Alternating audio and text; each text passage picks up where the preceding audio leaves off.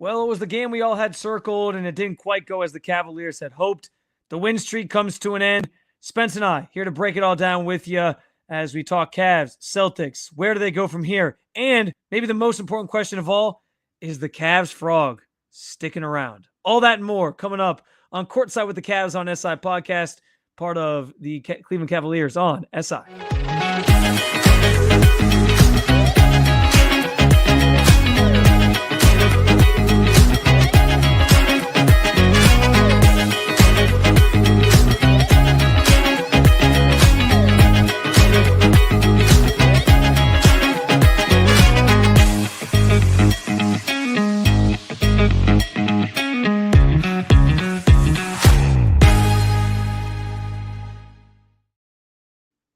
Well, folks, welcome on in to the latest episode of Courtside with the Cavs on SI.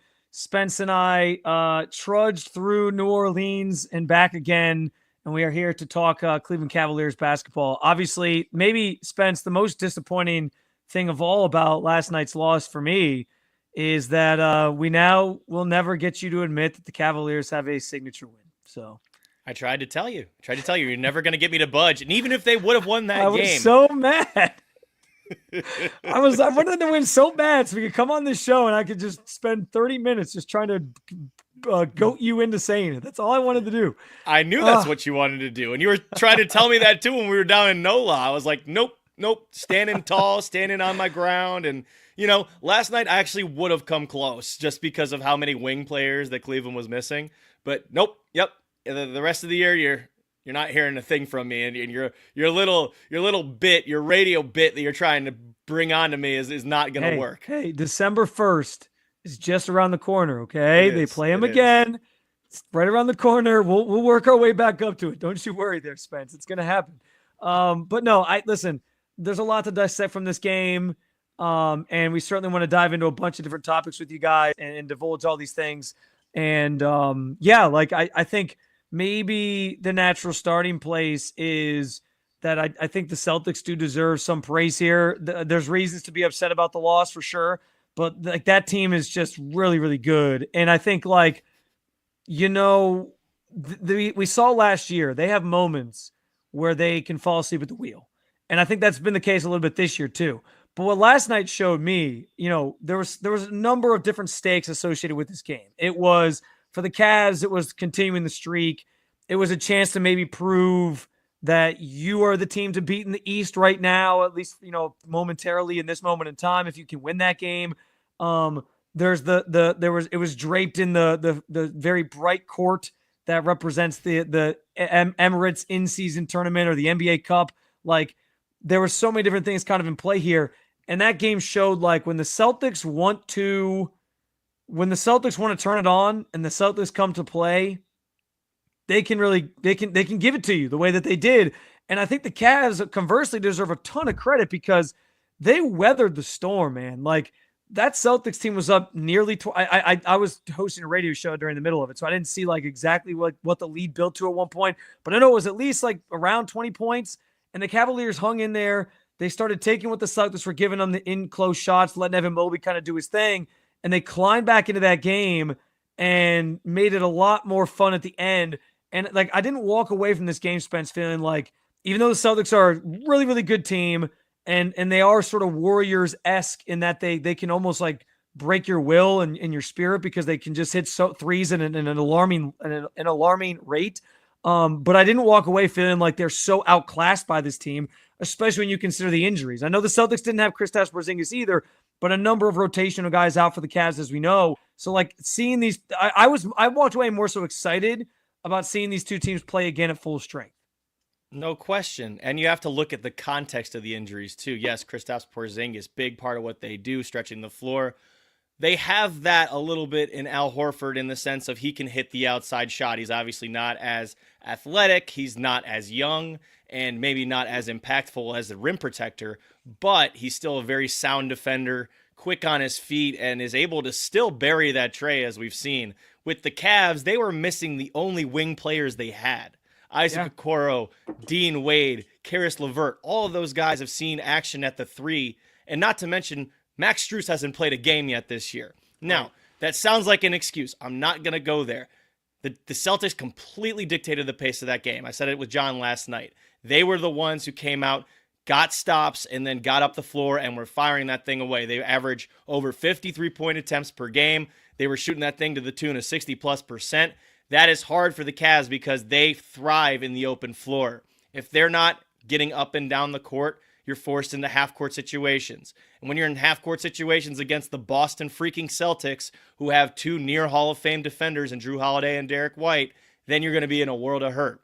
And if you do get past them, then you have to deal with guys like Al Horford who can switch and do a really good job of just walling things off. And obviously Jaylen Brown and Jason Tatum don't get their just due on the defensive end either. So it's hard because you're playing slower, you're not in the flow, and then you get back to the hero ball, you get back to more ISO, which that's not you. That's not what has gotten you to this point. And you say that, the Celtics hit the three at an alarming rate. The Cavs have done the same thing this year. It was just a little bit of their own medicine, and that was the case last night. And tale of two halves, they stuck and hung in there. And I know Kenny Atkinson, he said post-game that he kind of put a little blame on himself for not realizing the game plan wasn't working to the way that he expected it. He wasn't as prepared as he thought on either end of the floor. And he took a lot of that blame, and I think that's pretty admirable. And you saw the adjustments in the second half, the way that they were able to use Craig Porter Jr. as a screener and somebody to free up Donovan Mitchell, who really started going off in the third.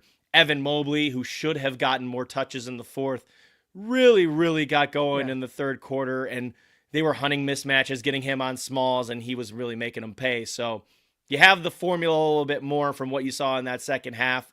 Let's see if they bring it December 1st in the rematch. I want to come back to Mobley here in a second. I was going to say on your point of what Kenny said after the game, we've talked so much about his in-game adjustments and his ability to change things up if it's not working. When we talked about that small lineup he deployed against Brooklyn and how that kind of worked out for him. And it was just kind of throwing something against the wall and seeing if it stuck. And that's maybe the biggest difference between him and JB Bickerstaff, right? And that's where I feel good about this is him admitting that after the game is a coach is going to generally do that anyway. But for him to admit that, it makes me I'm encouraged by hearing that because it's I know the next time they play each other, he's going to make adjustments. He's going to find a different sort of route to do or a different way to do things if something isn't working. That's going to be more at the forefront of his mind. I actually trust Kenny Atkinson to do that. And so I was encouraged to hear him say that after the game as well. I think that's a huge, huge thing that shouldn't be sort of slept on here is you have a coach who can own that after a game and then realize okay, next time we see him, we're going to go about things a little bit differently. And I kind of have a better sense of what to do and how to attack this team. So I like that response from him. And I thought that was good. Can I just ask you, Spence, I don't know how much you talked about this in the post game. That should have been a flagrant foul on Jason Tatum. No? Yeah. Donovan was bleeding from his mouth. I know this was kind of a hotly debated thing that I talked about on the air yesterday. And I was I didn't have the sound on. So I saw him shoot the free throws. And for some reason in my mind, they went to commercial and came back. And I thought because he was shooting the free throws that they did rule it a flagrant. And then I missed that they didn't actually get the ball back. And then somebody brought that up to me later. And I was like, okay, so I missed that point in real time. Yeah, to me, that was egregious and probably should have been a flagrant foul. I understand they were letting him play a little bit, but Jason Tatum came out of nowhere and just ran into Donovan Mitchell for whatever the hell reason. I was like, how did that not get called or changed to being upgraded to a flagrant? I didn't understand. Yeah, we didn't touch on that at all last night, Spence. And the funny thing is, Jason Tatum was going for the ball. There's no question to me in that sense. But in the process, he shouldered the dude right in the jaw. And we do have flagrants in the NBA that are kind of ruled incidental contact and stuff like that. That should be, penalized for a flagrant one in that situation. Does that change the outcome? I don't know. But it gives the Cavs a chance because Donovan was knocking down threes in that final minute and got to the line and was doing all sorts of stuff to try to give him that kind of final Hail Mary. That was, a pretty significant part of the game. I think that Cleveland's going to remember that. The next time they play them in a couple weeks. But I think it was a flagrant. I think there was another part of the game that we didn't really touch on too much last night was Ty Jerome's final shot at the buzzer. An NBA Cup play for margin of win, margin of loss. That's a big deal. That's another thing. Yeah. If you want to look at that, but Yeah, the Cavs gave it their all at the end. Donovan Mitchell probably took a little too many shots in the fourth. Like I said, Evan should have touched the ball a little more, but that's either falling back into bad habits, or Donovan's allowed to have ISO situations. That's why the Cavs have him. He's a star. It's not like he's being selfish. He just kind of got into that mode to where he thought that he was going to be the one to have to bring it back the way that Darius Garland was shooting. And I'm sure that's the next part of the subject we're going to get into with DG. Yeah, and listen, I don't blame Donovan for doing that, because he is like the star of this team, and there are going to be certain moments where you do look to him to sort of take over. So, as he understands who he is, he understands how important he is to this team.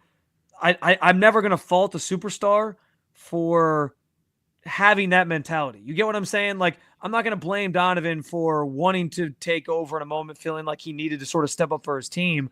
If it doesn't work, sometimes it doesn't work. He just did it in Philly. He just did it in Milwaukee the other night. Milwaukee, he hit the game winner. Exactly. So, yeah, like I'm okay with that being the result if that's how you lose. Now, I understand that where Kenny Atkinson's coming from, where it's like, listen, we've talked about the importance of Evan Mobley. We got to get him more involved in the fourth quarter of a close game like this as well.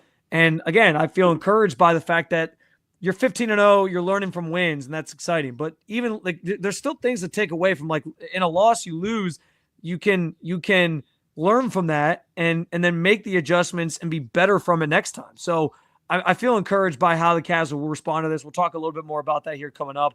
You brought up DG. Let's go there next, because I guess I understand where people are going to point at the playoffs last year and point to now this Celtics game, the first like real they've had some tests, but this was like the first real major test on their schedule. And let's just face it, like, the Celtics are the defending champs. They're so good. They're called the modern day Warriors.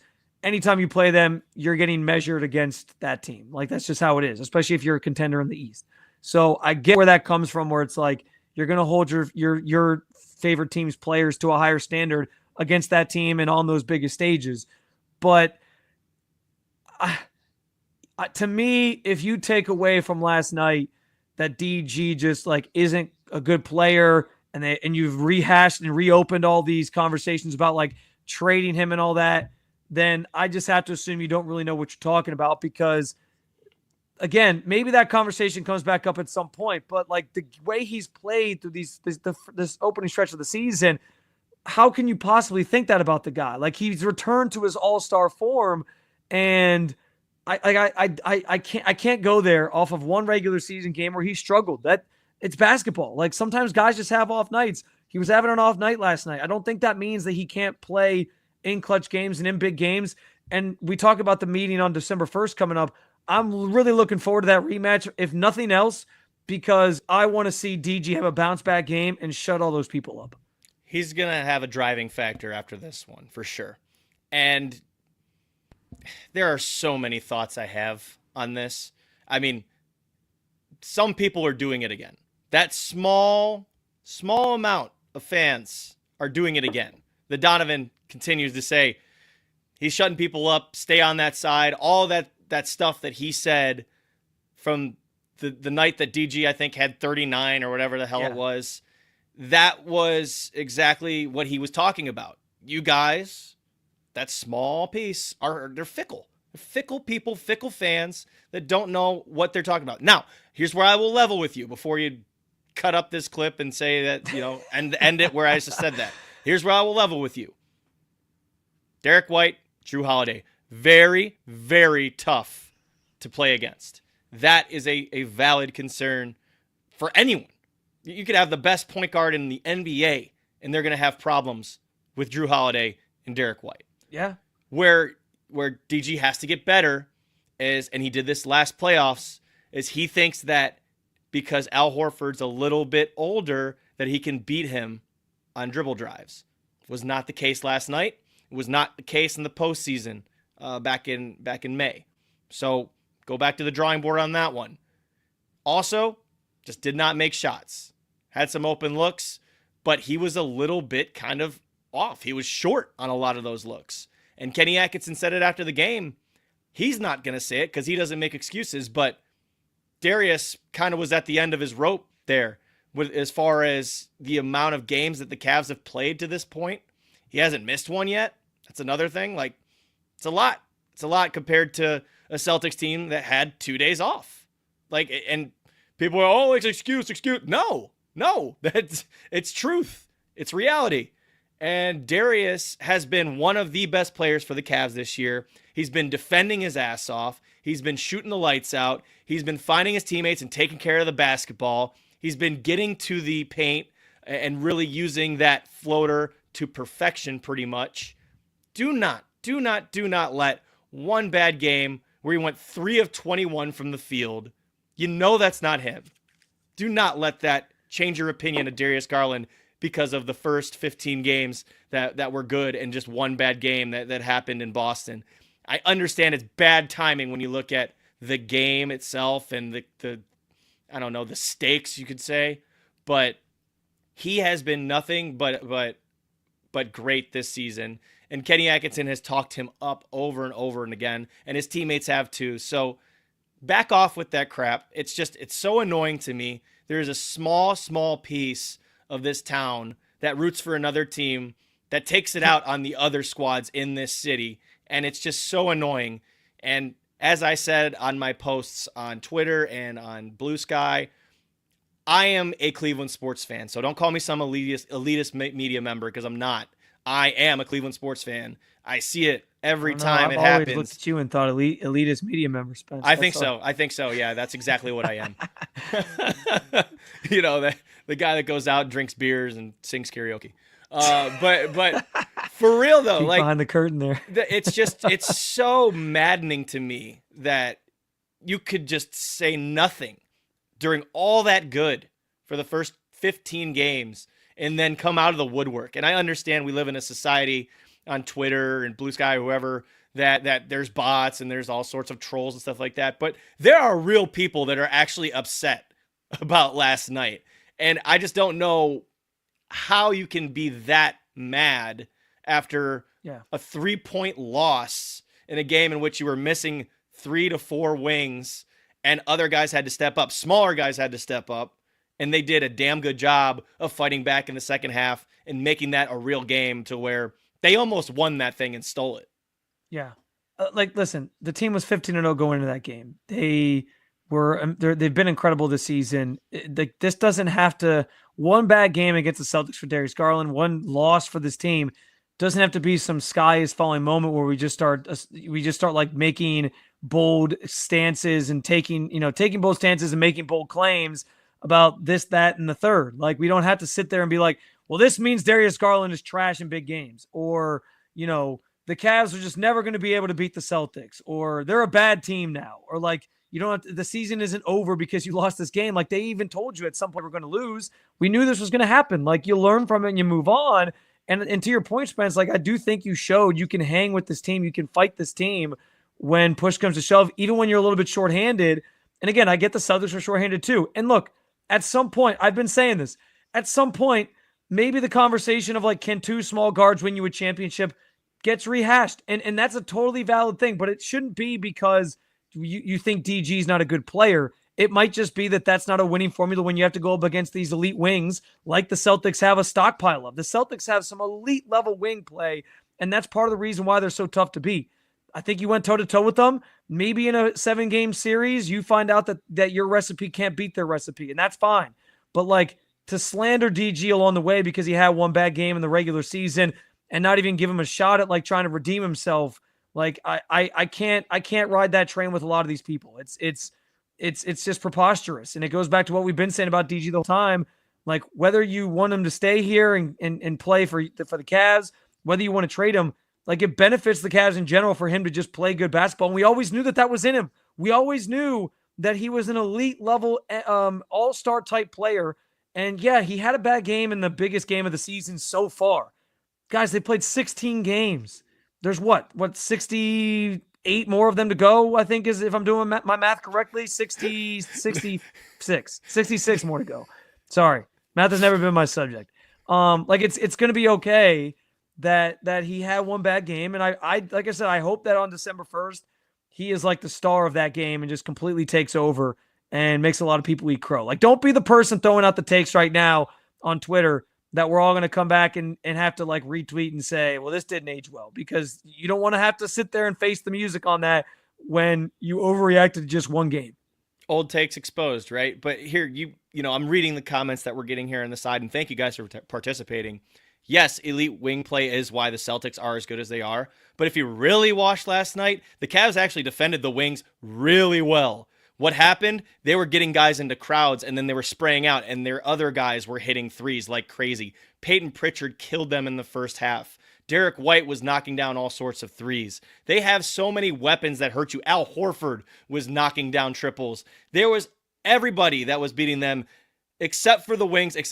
There was, I'm not going to say and take away anything from Jason Tatum, because he did win that game at the end. Jaylen Brown did put the ball on the floor and make some really tough lays in traffic. But the majority of that game was everybody on the Celtics was beating the Cavs from the outside. And that's a perimeter defense issue that I think we can get into on here. But beside the point, it wasn't like Tatum went out a game. Like, you know what the recipe is for them. You do have to defend the 3-point line a lot better. Yeah, right. It wasn't like Tatum was the main reason they beat the Cavs. Like, it was everyone, because the Celtics are so damn deep and so damn lethal from beyond the arc. They have so many different weapons and ways to go. So don't get me because they were smaller than them that is why they lost. Nah. I mean, the wing play would have helped. Isaac Okoro would have defended Tatum well, and Brown. You would have had spurts of Karis LeVert out there, and obviously Dean Wade. We know what he did to Boston last year in the regular season, and Cleveland is his coming out party, so to speak. But that was not. Don't give me that. Don't give me that. No, I don't believe that, and I think that the Cavs can spam mismatches and do a different way of thinking on the offensive end as well, like Kenny Atkinson was saying. Maybe hunting a little bit more mismatches when those lanes are shut down and the cutting is kind of held to a halt of sorts. So there's a whole bunch of stuff you want to get into X's and O's wise, but they played a good second half. They were right in it and they responded. And the small pick and roll was a big reason for that too. When I will say, like, that's to your point, that is why Kenny Atkinson is here, right? Like, he was brought in to find a way to sort of to fix that gap maybe between the two teams last year, where the Celtics were just so much better. And, even if there's some mismatches there because they're such a deep team with a lot of really good wings, he's tasked with sort of trying to find ways to win with the group that he has, even if you think that they're a little bit outmatched or they don't have necessarily the players to keep up. And I thought last night was at least one small first example of his ability to try to sort of bridge that gap a little bit. And it comes on the losing end, but that's okay. I on the flip side of that, though, and we've talked about just how Evan Mobley got utilized more in the second half and his effectiveness. I thought he was brilliant last night, Spence.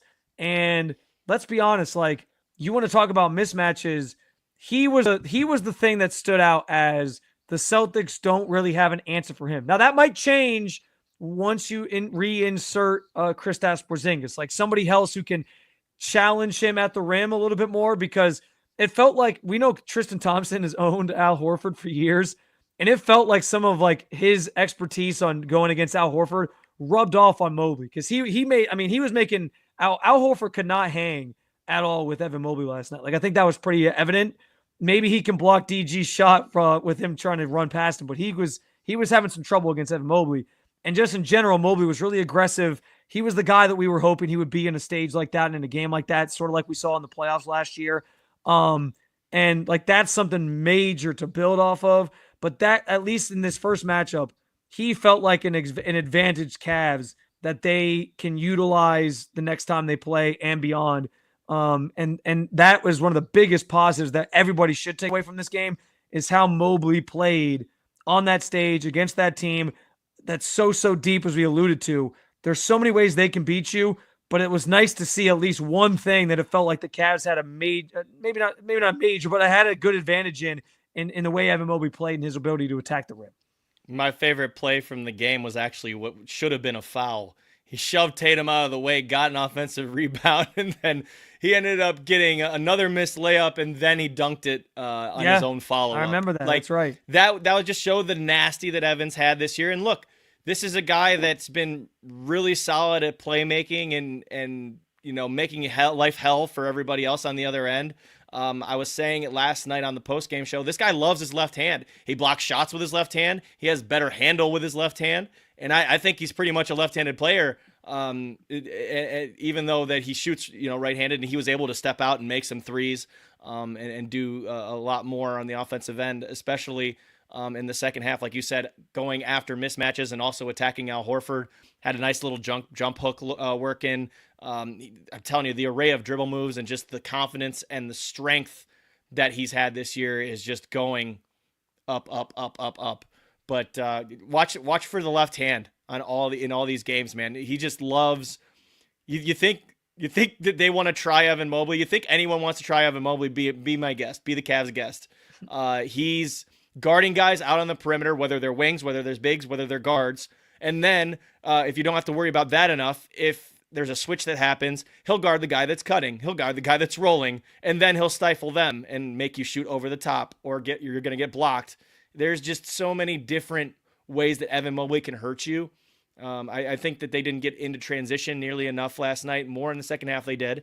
They didn't have the ball in his hands quite enough in the fourth to where he would be initiating and facilitating instead of just being in the pocket.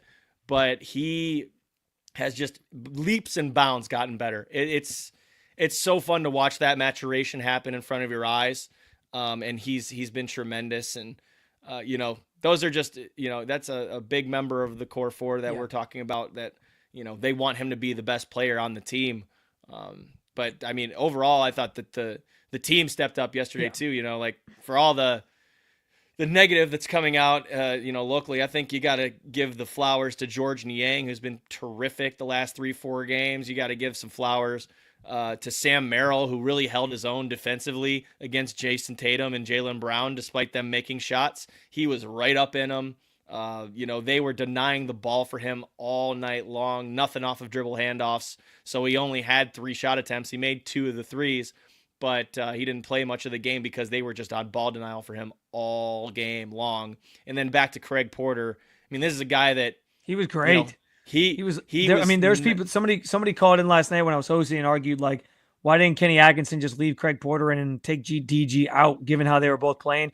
And I said, I said, yeah, in that moment, in that game, I could understand that being a move.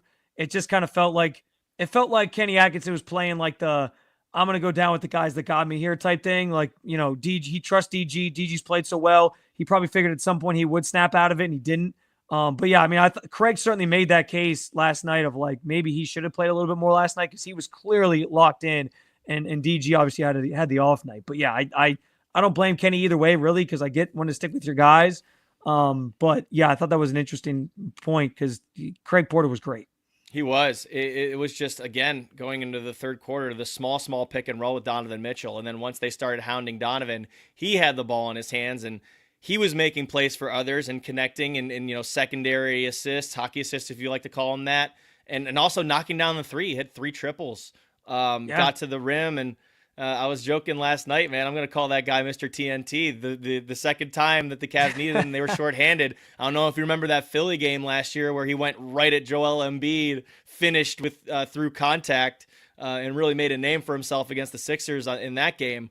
This is a guy that just loves the national stage, apparently, and hopefully, even when they are healthy, Craig's getting some minutes because he's certainly earning them right now. Yeah.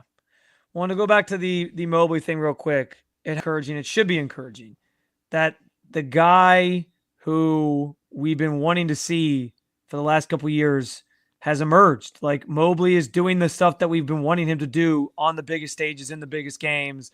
He is showing up.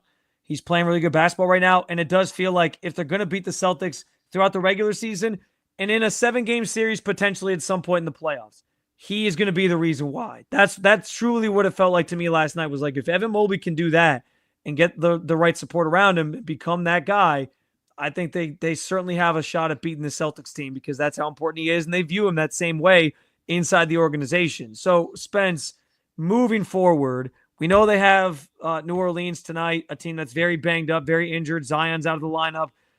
Second out of a back-to-back, a home or away, and then a home back-to-back nonetheless, which is always a difficult sort of task for anybody.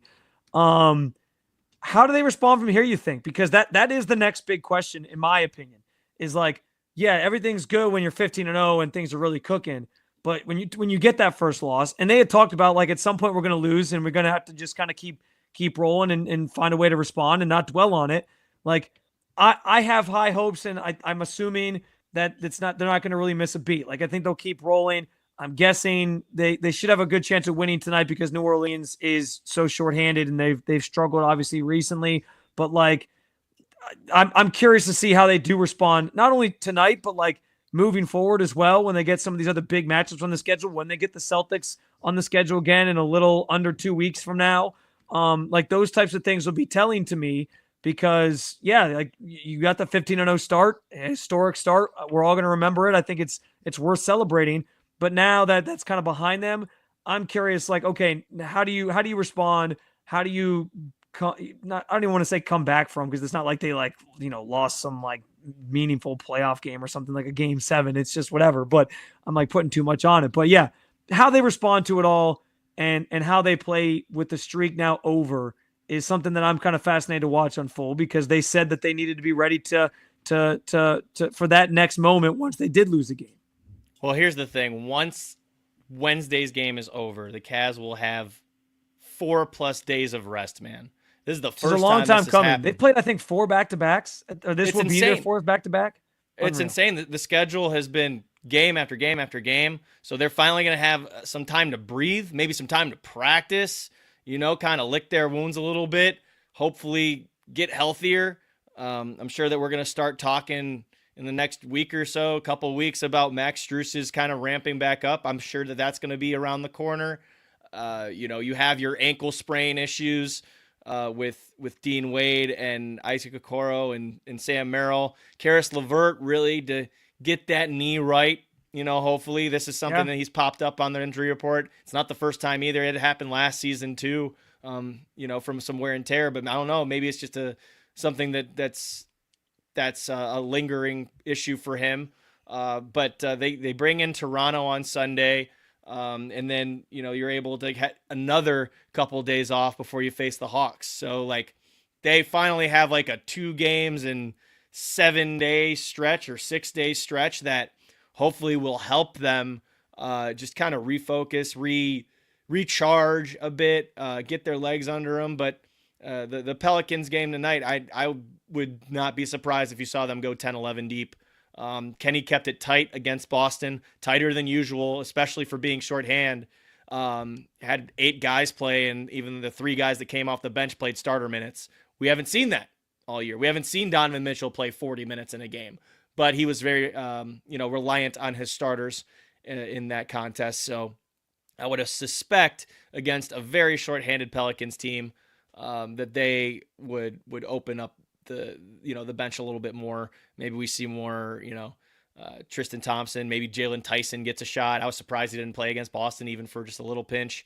Luke Travers is another player that I thought, could possibly get some minutes. So against this Pelicans team, I feel like Kenny will be a little bit more open to bringing more off the bench. And then you have that time to rest. You have that kind of, and that's, sometimes you need that. And now that they've lost too, I think this is a lot. People don't talk about this. I saw it on TNT last night. Kenny Smith was talking about it. Kind of that weight off your shoulders now. You're like, I was going to say as the streak builds, you're just like, all right, we can keep it going. We can keep it going. We can keep it going. Once that final blow comes in, maybe you're just like, all right, like great start to the season. Now, let's continue the habits. Let's continue let's catch our breath a little bit and catch our breath. Yeah.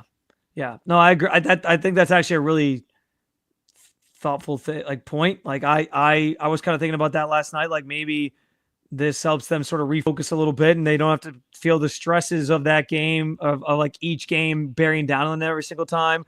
So I think there's some validity in that, and it just kind of lets you play a little bit more free and relaxed, which is nice.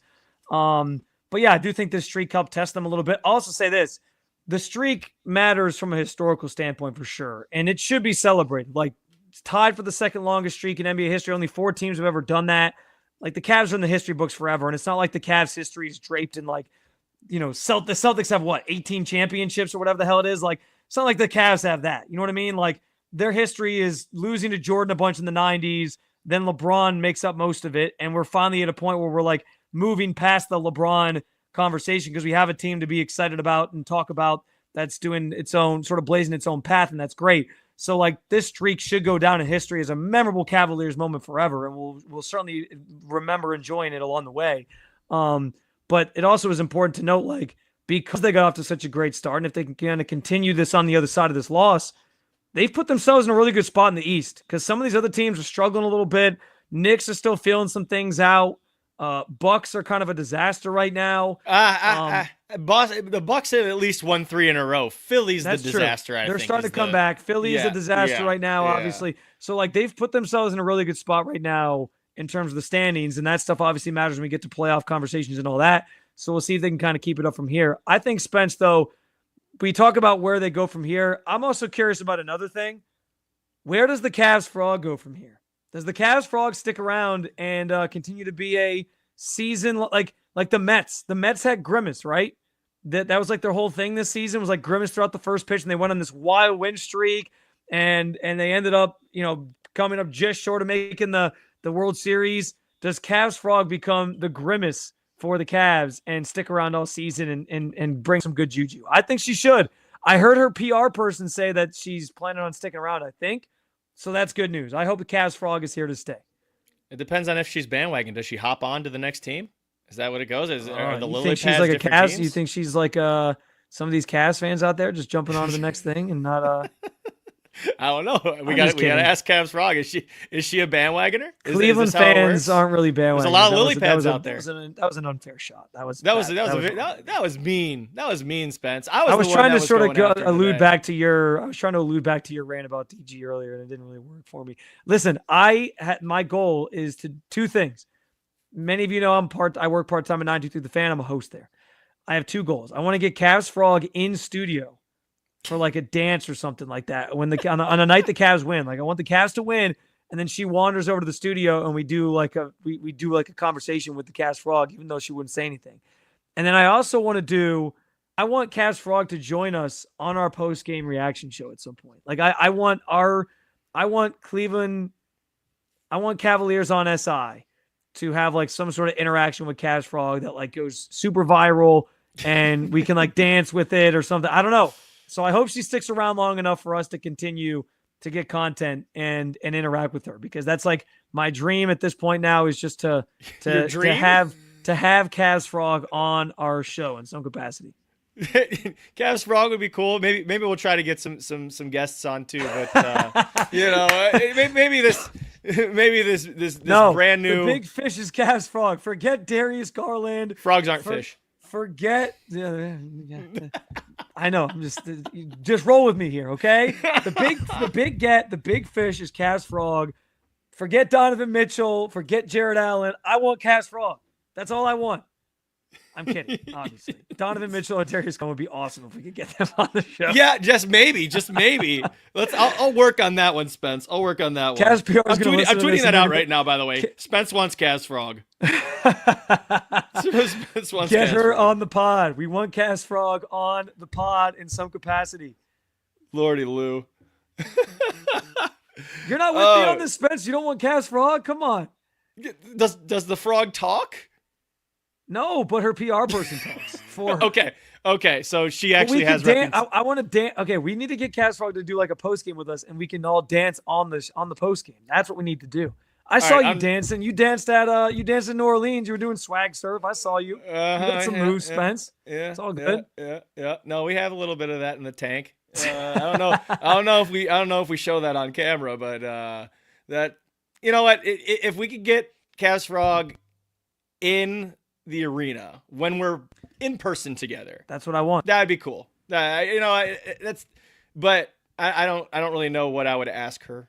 I don't know, just more or less for the photo op. I would ask her if you could ask what you just asked. Is she a bandwagon, or is she going to stick around with the Cavs through the whole season? Okay. That's a good question. I also think we need to know, like, was she born a Cavs fan? Was she born a basketball fan? Like, what was her inspiration for getting into basketball? Should I ask her how do the Cavs shore up their perimeter defense? You should definitely ask her that too. Yeah, see what she says. I can't do this. I can't. But no, we should do it. We should figure out a way. I don't know. Does she have a bedtime? Because we usually start our post game show around. We're gonna need to get around 11:30. We're gonna have to get Cavs Frog to hang out for a little bit. Yeah, I agree. Okay. We'll talk to her. Our people will talk to her people. We'll see if we can make it happen. But yeah, we need a Cavs Frog interaction on the podcast in some capacity. So we'll see if we can work on that. In the meantime, guys, Cavaliers will be working on getting a win against the Pelicans tonight. Obviously, you can find more content like this episode of the podcast and others over at the Cleveland Cavaliers on SI YouTube channel. We'll have post-game reaction to tonight's game over there tonight as well. So be sure to tune in for that. Make sure to subscribe, by the way. Subscribe, comment, subscribe rate is the most podcast. Yes. The podcast, not only just on YouTube, but also on Apple Podcasts, on Spotify, and Amazon Music. We're all the way over there. You leave a comment, you hit the rating button. Even if you think we suck, just kidding. No, just give us 5 stars because we're cool. And that'll actually get this thing going, and you can hear a lot more of us. It's not just me and Spence too. Sometimes you're gonna get Tommy and Logan filling in. Maybe Brendan will hop on one. We'll see. But maybe it's been fun. Yeah, Cas Frog might become a co-host. You never know. But yeah, just that like button, subscribe, rate, and then leave a comment so we have a little bit of feedback if you think we're good, if you think we're bad. And then also like Spence was saying earlier, we want to make this interactive. Please join in the conversation. We'll get you involved. We'll read your thoughts and your comments on the show, and that I think will really get this thing going. And we've really enjoyed it so far. I think we're on episode 7, so we're off to a good start. And we appreciate getting our voices back too from that trip to New Orleans where Spence and I were having a little too good of a time. Still working on that, but yeah, guys, seriously, Spence is right, man. I always forget to mention subscribing, but please subscribe. We're loving doing this with you guys. We hope you're enjoying it as well. And as always, you can keep on following along with all things Cavs over at Cleveland Cavaliers on SI or si.com/NBA/Cavaliers. And we'll be back with plenty more coverage as part of the Cleveland Cavaliers on SI just channel platform in general and throughout the season. So keep it locked with us. For Spencer Davies, I'm Spencer German, Spencer Squared, signing off on the latest episode of Courtside with the Cavaliers on SI. We'll talk to you guys again soon.